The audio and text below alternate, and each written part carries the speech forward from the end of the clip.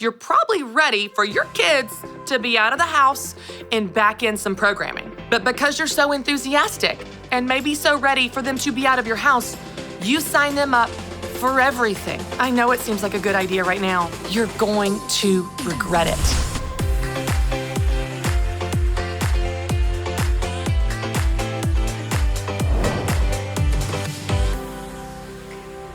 Hey everyone, and welcome to the Christy Wright Show, where faith meets personal development so you can have a bigger faith and a better life. I'm so excited because it is the month of August, which means it's the second new year, it's back to school for many of you, and let's be honest, back to busy. That's why in this episode, I want to give you very tactical, practical things that you can do to have a really great month and lead into a really great fall for you and your family. So here's what we're gonna do. First, I'm going to give you 5 mistakes to avoid this month. These are 5 common things we all do every time August rolls around, and we don't need to. So I wanna talk about it and help you avoid these 5 common mistakes. And then we're gonna take it to the positive, and I wanna give you 5 strategies to stay sane this month. These are 5 things you can create in your life intentionally that are gonna help you have, again, a really great month and lead into a really great fall for you and your family. But first, let's go ahead and talk about these 5 mistakes we all are tempted to make every time this time of year rolls around. Let's talk about them. Mistake number 1, you know it and I know it. Overscheduling. Oh, you're so excited. All the calendars are coming your way. We've got the school calendar. We've got the social calendar. We've got the soccer calendar, basketball, violin. Oh, yes, I will do this. And yes, I'll do that. And I'll be here and I'll show up there and I can do it all. And I know you are bright-eyed and bushy-tailed right now. You are rested possibly from the summer. And let's be honest, you're probably ready for your kids to be out of the house and back in some programming. But because you're so enthusiastic and maybe so ready for them to be out of your house, you sign them up for everything. You sign them up for every program, every lesson, every extracurricular activity, and you are just scheduling them and yourself all day, every day. I know it seems like a good idea right now. But in about 3 to 4 weeks, when you are living in this cram-packed schedule that you created, by the way, you're going to regret it.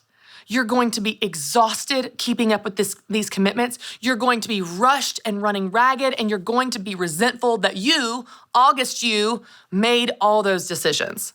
So the first common mistake we all make in August is overscheduling.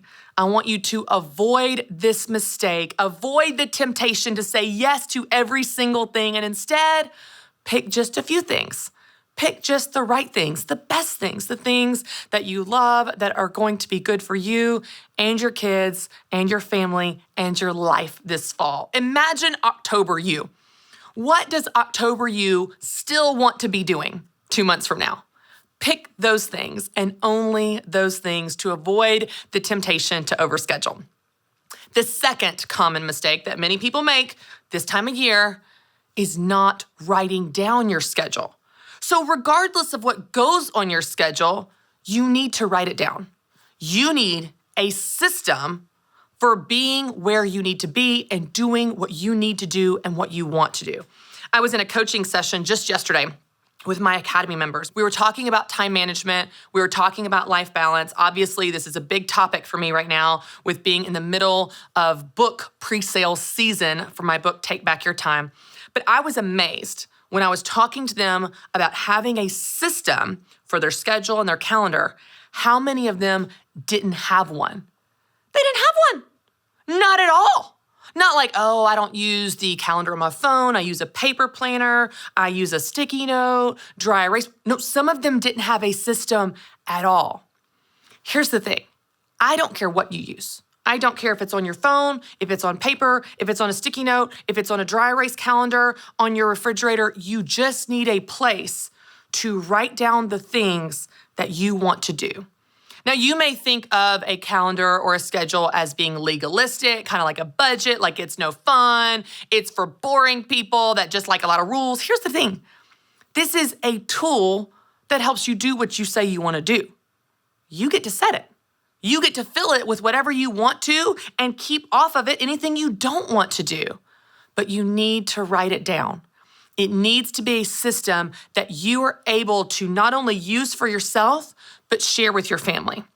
I'll give you an example. One of the things that I do as a part of my overall time management system is I have a dry erase calendar on my refrigerator. I got it off of Amazon. It's just a really basic magnet.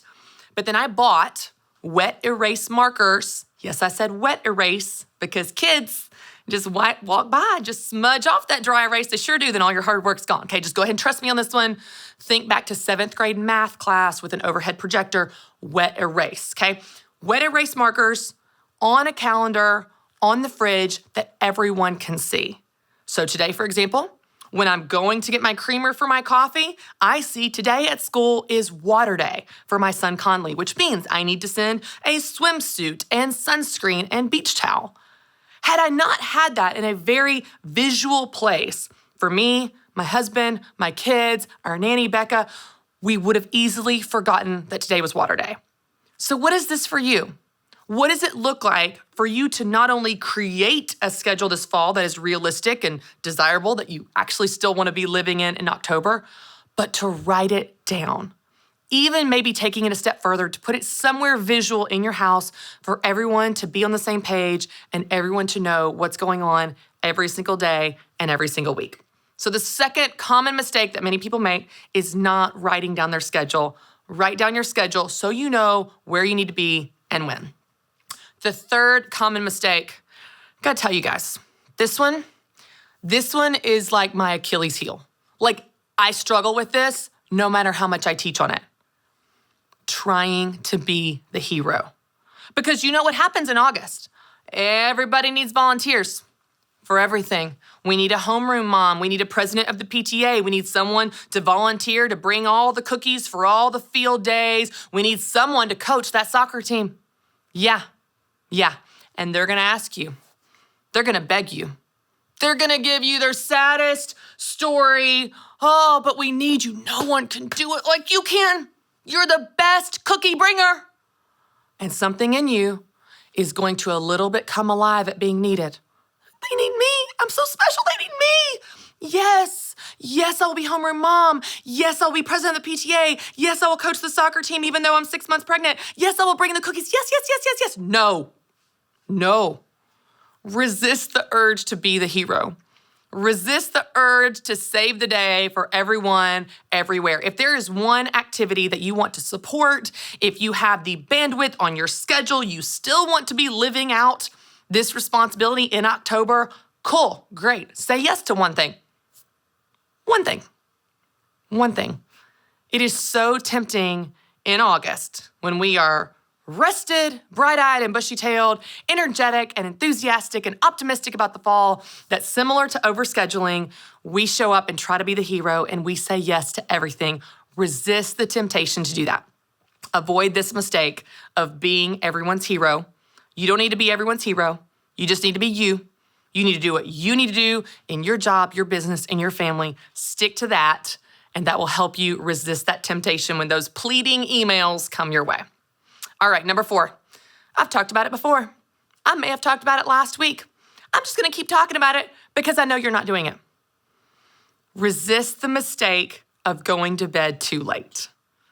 Whenever things get busy, the first thing to go is sleep. We don't say no to activities and responsibilities. We say no to sleep. We think, I'll just stay up later. I'll just wake up earlier to cram more into our day. And our days are longer and we are exhausted and our energy is depleted so quickly. This is a marathon. It's not a sprint. In August, I want you to go ahead and get in the rhythm and stay in the rhythm of going to bed earlier. You're probably going to be waking up earlier in the fall than you did in the summer. Certainly if you have older kids that sleep in. What's that like, by the way? What's that like? Will you email me and tell me? Does it really happen? Anyway, you're gonna be sleeping in more in the summer. In the fall, you're gonna wake up earlier, which means that bedtime needs to move earlier so that you actually get the sleep that your body needs to be able to function during the day and enjoy the day and just be a nice person. So resist the temptation to skimp on sleep. A common mistake we make is we still stay up late, but now we're waking up earlier in the fall and we are exhausted. Instead, avoid that mistake and go to bed earlier. All right, the fifth and final mistake we all make, certainly in the fall, is putting yourself last. The responsibilities pile on, the calendar gets full, and you move to the background. You move to last in line in your own life. And I just want to encourage you, you don't have to. You don't need to. There's nothing about this moment in time or this month in the year that says that all of a sudden you have to come last in your own life. You can and should prioritize yourself, your mental health, your physical health, your time alone, your time with God. I don't know what that looks like for you. But taking care of you is going to be necessary to make all these things you're going to do this fall possible. Taking care of yourself isn't selfish. It's self-preservation, and it's smart. So resist the temptation to put yourself last to fit everything else in. Instead, take care of you, which, by the way, is the person that makes all that possible. If you avoid these 5 mistakes this fall, I really believe that you will be set up for success. You'll have a much better month, which will set you up for a really great fall. We were drawn to Christian Healthcare Ministries because we both had young families and we wanted to have more children. And we had also just started a real estate company and needed to find healthcare coverage that would meet our needs. We were attracted to CHM because of its low monthly costs and the ability to negotiate medical costs down. Established in 1981 and accredited by the Better Business Bureau, CHM is here to meet the needs of your growing family or small business. Check us out at chministries.org. We absolutely believe in it. All right, y'all, I'm so excited to tell you some news that I have been wanting to tell you for a really long time. My brand new book, Take Back Your Time, The Guilt-Free Guide to Life Balance, is available for pre-sale. Now, it does not launch until September 14th, but guess what? When you order your copy now, you get over $50 of bonus items. That means an ebook, an audiobook, and guess what? You get a ticket to my event in September, Take Back Your Time Live, where I'm walking you through the content of the book. Listen, y'all, this is something I have been working on seriously for over a decade. And with 3 kids and a full-time job and a lot of interest, I know what it feels like to be stretched too thin. But I also believe there's more for you, and there's more for me.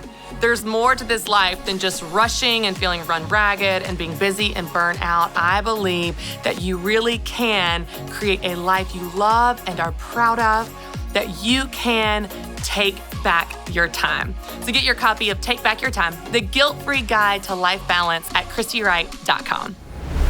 All right, y'all, we have talked about 5 mistakes to avoid this month, but now let's take it in a more positive direction, and I want to give you 5 strategies for staying sane this month. These are 5 things that you can do to have your best month and lead into your best fall. And the great news is these are 5 things that you can create that will make that possible. If you're taking notes, I've got another list for you of 5. Let's dive into it.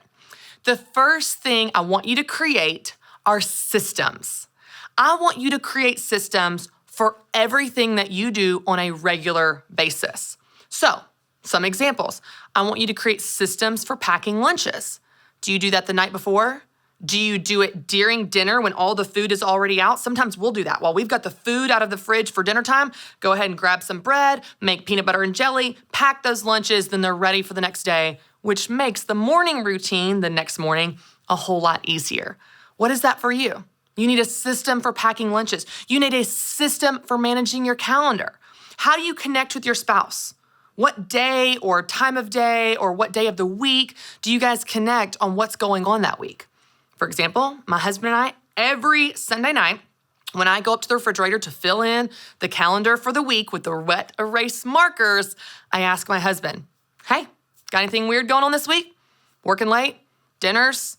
You working out in the morning? I write it down. Tuesdays and Thursdays, he's working out, so he's gonna be gone early. This particular night, he's got a dinner with some coworkers.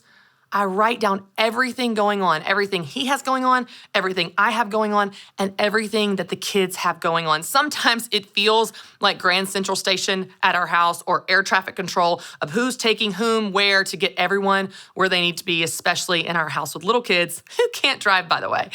But if you write all this down and you create a system, then you don't have to think about it every single week when people are missing each other, or you thought your husband was taking the kids here, or you thought you were supposed to be there. Just create a system. Create a rhythm for connecting on your calendar. Create systems for everything. Systems for what days of the week you work out. My husband works out on Tuesday, Thursday, every week, which means I work out Monday, Wednesday, every single week. When you create systems for all of the things that you do every single week, whatever they are, whether it's packing lunches or date night or whatever, when you create this system, here's the great news. You only have to create it one time. You create this system one time, and then every week that follows, it takes the thinking out of it. And let's be honest, when you're exhausted and you're running in a million directions, not thinking is a wonderful gift. You're not using the mental energy to figure out how we're gonna do this every day, every week. You created a system, and the system keeps you doing what you want to do when you want to do it. So the first thing to create this fall to stay sane this month are systems. Create systems for all the things that you do on a regular basis. It will take the thinking out of it and make your life a whole lot easier. The second thing you want to create this fall to stay sane are boundaries. Now, some of you free spirits are listening right now. You're like, boo, boundaries, rules, I hate rules. Listen, boundaries are something you set to protect you and your time and just do what you say you want to do. You get to create them so they can be anything you want. I'll give you some examples of some boundaries that my husband and I have just as starting points for you to think about what this is for you. For example, we have a boundary around screen time. So we take our phones, put them in a box, out of sight, out of mind, or in a drawer the moment we walk in the door from work every single day, which means we do not look at our phones from 5 until 7 or 5:30 to 7:30, depending on when we get home. I don't want my kids to have memories of me after work staring at my phone. And I know that if it's anywhere in my visual space, I will pick it up again and look at it over and over, just out of habit, even if it doesn't ring, even if I don't even need to check anything. I just do it out of habit. So I set a boundary to help me do what I want to do, which is look my kids in the eyes, which is play with them and be present with them from 5 after work until 7 or so when they go to bed. So that's a boundary that we set. And it's something that really helps us do what we say we want to do. Another boundary that we have is we have a date night, usually at least twice a month on Thursday night. So every other Thursday, we go out on a date, and we may go somewhere fancy, we may go somewhere casual, we may just go run errands and just be alone without the kids, but it's a boundary that we set so that we actually do what we say we want to do. Boundaries are something that are going to help you live out the life that you want. Because if you're waiting to have time left over to work out or to go on a date or just to remember to not look at your phone, it's not going to happen. There's never time left over. Boundaries are one of those things that help you set the things that are most important to you. So think about what that is for you. What boundaries do you want to set this fall? Maybe you set a boundary that every single Monday, Tuesday, and Wednesday night, you have dinner as a family around the dinner table. Because if you don't set that boundary and communicate that boundary to everyone in the family and certainly allow them to speak into it, then everyone's gonna be running from here to there and you'll never get to have family dinner. And what's gonna happen is after weeks of this or a month of this, you're resentful and your family's disconnected. It's like, oh, well, we just picked up takeout. Oh, well, we just got fast food. Well, oh, I had to run from this thing to that thing. And you're going, where are we? We're not even sharing time together as a family. Do you see how setting a boundary this month? Do you see how communicating with your family can get you all on the same page to communicate what's most important and set those expectations and actually make them happen? So think about what this is for you. What boundaries do you want to set this fall that are going to help you stay sane and do what you say you want to do? So the first thing you want to create are systems for all the things that you do on a regular basis. The second thing you want to create are boundaries to help you do what you say you want to do. The third thing you want to create is margin. I know, you've heard that word before. We hear that word, we understand we need that word, and yet we don't create it. But I want to say it to you in this way because it takes a different level of responsibility when we think of margin as something we create.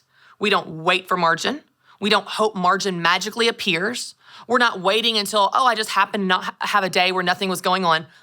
That will never happen. When you're setting your calendar and your schedule each week and even each month with your responsibilities and commitments this fall, think about where the margin is. If there is no margin, there's no room for anything new. There's no room for rest. There's no room for spontaneity. There's no room for creativity. And in many cases, that's where new fun things come into your life. So how can you create margin? Maybe it's a boundary you set and you decide on Thursdays, I take no commitments, no responsibilities outside of my regular work hours. Maybe it's a day of the week. Maybe it is a time of day on Saturday. Margin. Saturday mornings, we do nothing before 10 a.m. We don't want to be rushed out the door for a soccer game at 8 a.m. I don't know what that is for you, but if you don't create margin, you won't have any. If you're waiting until there's time left over to rest or have a break, there will never be time left over because things will always fill your calendar. There are always more opportunities, even good opportunities. There are always more than we have the bandwidth to actually show up for. So your calendar will be full, you will be exhausted, and you will have no margin if you don't create it. So create margin in your schedule this fall. Create margin in your calendar. Create margin in your to-do list. Don't max out your to-do list every day. Create margin and space for rest, for spontaneity, for creativity, and for things new that might come up. All right, so we're tracking through our list here. After creating margin, another thing you want to create is fun. Now, we always think of summer as like the fun season. We're off of school, we're going to the lake, we're going to the beach, we're going on vacation, we're going to the playground, we're going to the zoo, we're going to the water park, all these fun things. And then in the fall, it's like, back to the grind, back to the responsibilities, back to practices and lessons and school and commitment. You know what? You can still have fun. You just have to create it. Like margin, this is something that you can create and integrate into your schedule and into your life. So what's fun to you? Maybe fun for you is doing art with your kids. Maybe fun for you is running like it is for me. For some people, that's not fun at all. You get to decide what your version of fun is, but I promise you, if you don't create it, it won't happen. So create fun in your life this month and this fall so that you can actually enjoy the schedule that you created. All right, so let's go through our list and then I'm gonna give you the last one. You want to create systems, you wanna create boundaries, you want to create margin, you want to create fun, and fifth and most important, you want to create time for what matters most. What are your most important priorities? What is deeply important to you in this particular season of life? It may be different than what was important to you last season. It probably is. But as seasons of your life change, you want to be willing to adapt to this new season. Maybe you're in a really busy season at work and you need to find help for childcare and you need to let the house go and you need to rearrange your priorities because work is a focus for you this season. I'll tell you, it is for me. Launching my book is not a small task. Me and the team here at Ramsey Solutions are absolutely busting it to help as many people as possible and get this book out in the world. This is a season of game on at work. It doesn't mean I don't love my children. Listen, I spent the whole summer playing with my kids, going to the lake, and I still see them. We still have family dinner. I still love them. We're all okay. But I'm in a season where my priority in terms of my time is heavily focused on work. That means it's work in terms of my schedule, playing with my family, being with my kids. After that, I let a lot of stuff go. I don't see my friends as much in this season. I let the house be a little messier than normal, and I'm probably not working out as much as I normally want to. But what matters in this season is different than what mattered in the last season and what will matter in the spring when I'm not in the middle of launching a book. What is that for you? What is most important in terms of implications on your time and your schedule this season? What matters? If you don't make time for it, it won't happen. Life balance isn't doing everything for an equal amount of time. It's about doing the right things at the right time. It's about spending your one life on what matters most in any given season. And when you do that, you will feel the sense of balance you've been looking for all along. Ask yourself, what's right now? When you do that, you will feel that balance that you've been wanting. That's the heart behind my new book, Take Back Your Time, the guilt-free guide to life balance, because I want to help you spend your one life on what matters most to you. All right, y'all, I have some exciting news for those of you that have a business or want one. How do you use social media to actually build your business? Well, I'm so excited to tell you about a new partner called Comment Soul. They help you streamline the entire process of someone commenting on one of your posts, and they help you turn that fan into a customer seamlessly. You can get started with a free 30-day trial by going to commentsold.com/Christy Wright. When you do, you get a free ring light while supplies last, because y'all know we love some good lighting for our selfies. So go to commentsold.com/Christy Wright to get started.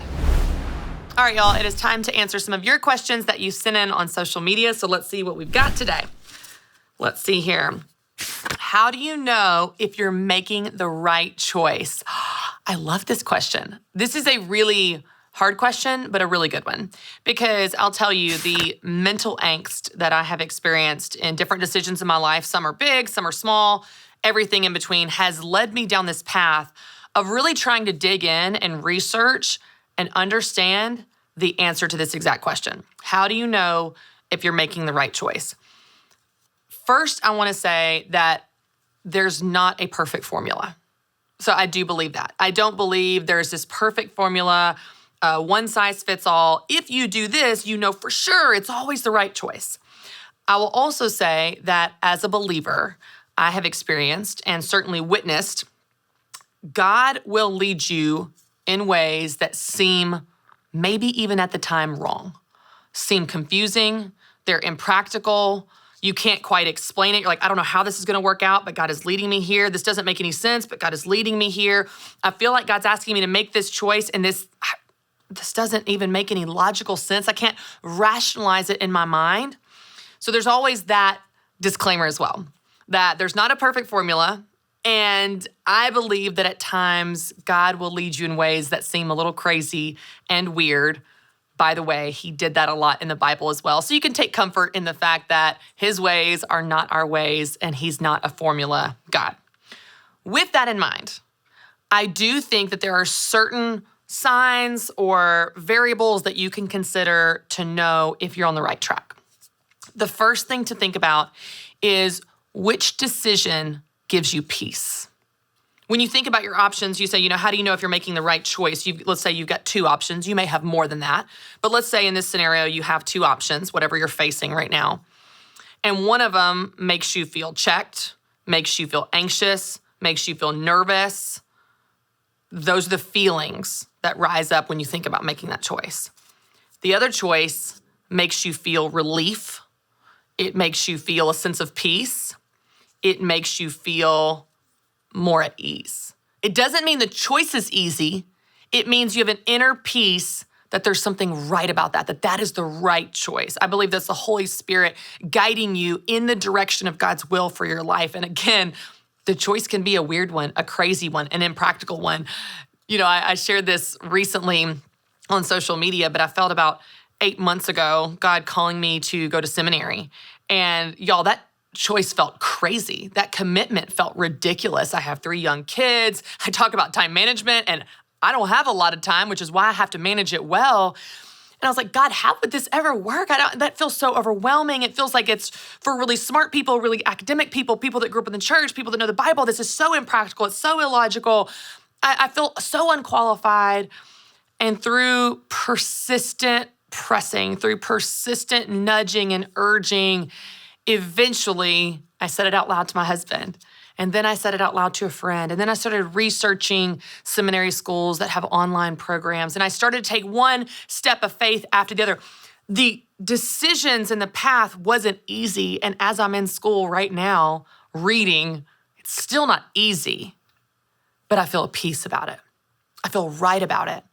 I felt relieved when I made the decision to submit and be obedient to that thing I felt God asking me to do, even though that path felt a little crazy at the time and still does. So when you think about the feelings that rise up in you, do you feel nervous, anxious, unsettled, checked in your spirit at a choice? Or do you feel relieved, where your shoulders relax like, that was the right thing? Where you feel a peace that doesn't even make sense, because even if the path is hard, that peace is with you. So I'd say the first thing to think about is the feelings that rise up in you when you consider your choices. That can be a great factor to consider. Now, feelings aren't the end-all be-all, and our feelings can, Patsy Claremont says feelings don't have a brain. They're not always a great metric of reality, but it can be an indicator of what God is stirring in you. If you feel anxiety or you feel at peace at a certain decision. Another thing to consider is the counsel of people around you. So when you talk about this idea to people, are they affirming? People that are trustworthy, people that are close to you, people that, if you're a believer, that are also believers, that are in touch with the Spirit and God's speaking and calling, are those people in agreement? Again, this is not a one-size-fits-all. This is not an end-all be-all where someone shoots down your business idea, which means it'll never work. That's not the way this works. But if you start to see a pattern of a lot of people that you trust are advising you to make this decision or advising you against this decision, that can be a clue that is either confirming or leading you in a different direction for that decision. I'll give you an example again with seminary. When I started saying that out loud to people, as crazy as it sounded to me, and even to the people I told, people that I love and trust, all of them pretty quickly were like, yeah, that sounds right. Yeah, that just makes sense for you. Yeah, I totally see that. They weren't just being nice. These are people that will shoot me straight, tell me the truth, and tell me when I'm going down a bad path. But the confirmation was almost unanimous of people that I love and trust going, yes, in agreement with that decision. So first, thinking about the feelings that rise up in you in either of these choices. And it can be a huge commitment like seminary, or it can be, what are we gonna do Saturday afternoon? And some decisions are bigger and more important than others. Some have more bearing on your life than others. But when you start to think about the feelings that rise up in you, and you start to think about what the agreement of people around you is, that can really help you know if you're on the right path. Think about even something as small as Saturday afternoon plans. When you think about, Saturday afternoon, I think about taking my kids to the zoo. Does that sound exciting or exhausting? Maybe a little bit of both if you have kids. When you talk to your spouse and you say, hey, Saturday afternoon, do you want to take them to the zoo or just hang out at the house? What does your spouse say? Think about the feelings that rise up in you in any given decision and the people around you that you love and trust and how they feel and what they think about that decision can help you know if you're making the right choice. It's a great question. It's a hard one, to be honest. And like I said when I started, it's not a perfect formula, but I do think these two things can help you know if you're on the right track. Thanks so much for sending in your question, and I hope this helps. All right, y'all, thanks so much for joining me as always. And you can tune in next week for another new episode of The Christy Wright Show. Of course, for more encouragement on becoming the person you want to be, you can visit ChristyWright.com.